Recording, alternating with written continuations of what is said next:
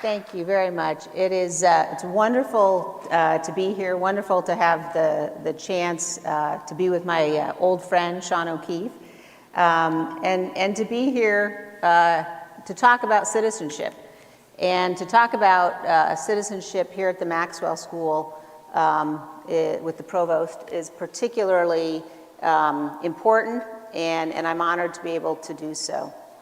I wanted to start today, before we go into questions, to talk about the topic of citizenship, and to talk about it in particular by taking everyone back to the night of January 6th. And on the night of January 6th, as the House was getting ready to reconvene, I had the opportunity, I wanted to see, as we got back onto the House floor, I wanted to see what the condition was, what the circumstances were in Statuary Hall and in the Capitol Rotunda after the day of the attack. And so I walked off the House floor and I walked first into Statuary Hall. And Statuary Hall, as many of you probably know, was the first place that the House of Representatives met before the House chamber was built. And on the floor of Statuary Hall, there are brass plaques that designate the locations of the desks of presidents who served in the House. And so there's a plaque that designates where Abraham Lincoln's desk sat when he was a House member. There's another plaque for John Quincy Adams' desk. And it's also the place where a number of statues representing different states line the walls. And on the night of January 6th, as I walked into Statuary Hall, leaning up against every statue were members of the SWAT team, members of the National Guard, members of the ATF in riot gear, exhausted, because they had spent the day engaged in hand-to-hand combat with our fellow citizens, and because they had spent the day defending the Capitol building and defending our democratic process of counting electoral votes. And I walked around Statuary Hall and I thanked them for what they'd done, but there were not words to express the emotion of the fact that they'd had to engage in that battle. And then I walked from Statuary Hall into the Capitol Rotunda itself. And when you leave Statuary Hall, you walk underneath the oldest statue in the Capitol. And it's a statue of Cleo, who is the muse of history. And in this statue, Cleo rides in a chariot, the chariot of time, and she has a book in her hands, and she's writing in the book.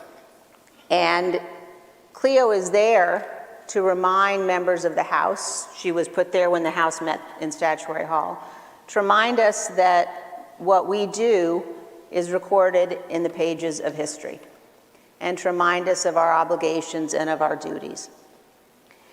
And when you walk under Cleo, you walk through a hall into the Rotunda itself. And this is a place where presidents lie in state. This is a place where the statues of Grant, of Washington, of Eisenhower, of Reagan, of our presidents line the halls. And again, in the Rotunda on the night of the 6th were armed men who had defended the nation, who defended the Capitol from that attack. And the message of citizenship is perhaps clearest in the Rotunda in many ways, but there are paintings along the walls of the Rotunda by George Trumbull. And one of them is a painting that depicts George Washington when he handed back command of the Continental Army. When he basically said he would relinquish command, when he began the tradition and the history in our nation of a peaceful transfer of power.